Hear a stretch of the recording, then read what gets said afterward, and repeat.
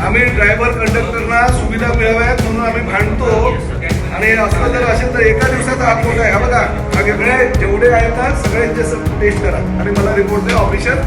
आणि जेवढे असतील तेवढ्या सगळ्यांना सस्पेंड करा एका दिवसामध्ये. हो इकडे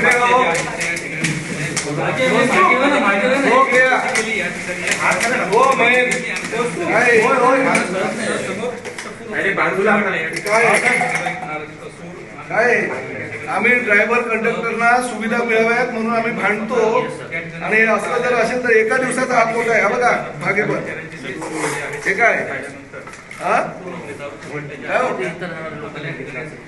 हे रोजच्या रोज तुम्ही चेक करत नाही का?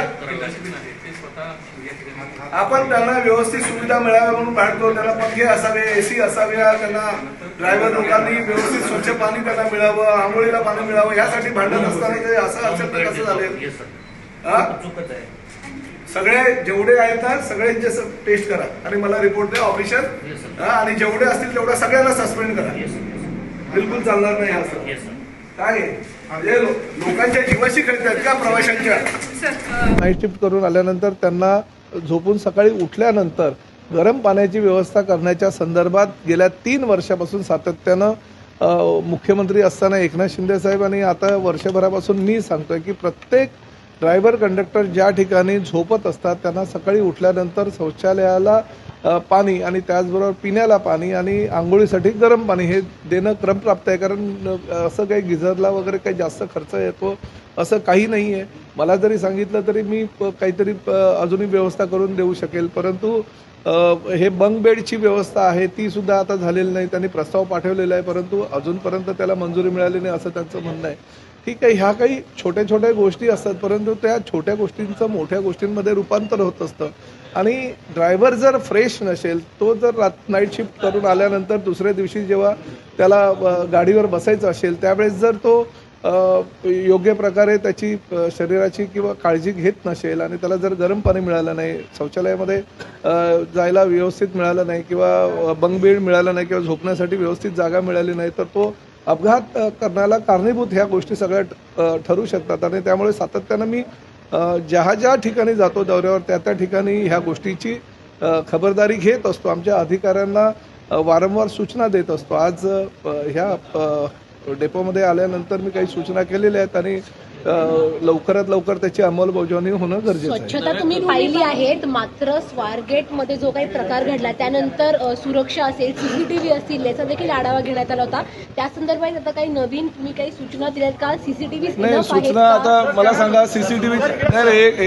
सीसीटीव्हीची काय परिस्थिती हो मला सांगा जरा. इकडे सीसीटीव्हीचं इन्स्टॉलेशन झालेलं आहे.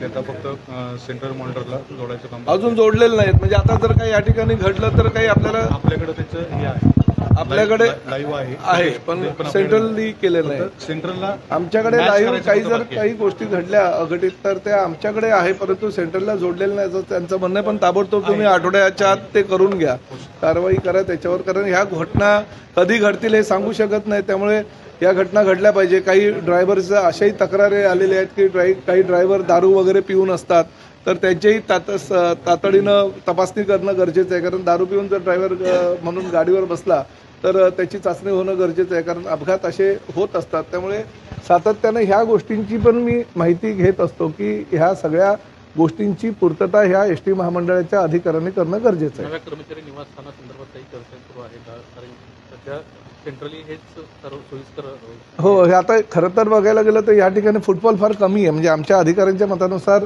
10,000 लोकांचा फुटबॉल ह्या ठिकाणी असतो. खरं तर मला रविवारी फार मोठ्या प्रमाणात फुटबॉल असेल असं अपेक्षित होतं परंतु आज म्हणजे सातत्यानं त्या ज्या सुट्ट्या आहेत त्यामुळे लोक 24ला जाऊन साधारण 27ला येणार असं ह्या 4 दिवसाच्या सुट्ट्यांमुळे कदाचित फुटबॉल आज कमी असेल. परंतु भविष्यामध्ये सुद्धा ह्या अशा घटना घडू नये आणि ज्या काही चुकीचं ह्या ठिकाणी आहे म्हणजे शौचालयाची दुरावस्था झालेली आहे किंवा गिझर लावणं आहे, ह्या तातडीनं एका आठवड्याच्या तुम्ही सगळं करून घ्या आणि मला तशा लेखी स्वरूपात सूचना लेखी स्वरूपात कळवा. सर, उत्पन्न वाढीसाठी आपण जे उपाय केले होते त्यानंतर आपलं उत्पन्न वाढलंय का किंवा त्याच्यामध्ये अजून काही सुधारणा करण्याच्या नाही, त्या संदर्भात मी अजून आढावा घेतला नाही. आम्ही 6 तारखेला आढावा बैठक मी एस टी महामंडळाच्या ऑफिसमध्ये ठेवलेली आहे. उत्पन्न वाढीसाठी उत्पन्न कमी झालं नाही एवढं नक्कीच, थोड्याफार प्रमाणात वाढलं आहे. कारण काही योजना आम्ही ज्या चालू केल्या त्या योजनांच्या माध्यमातून मेन आहेत ना इकडे, योजनांच्या माध्यमातून उत्पन्न निश्चितपणे वाढू शकतं आणि त्या पद्धतीने आमचे अधिकारी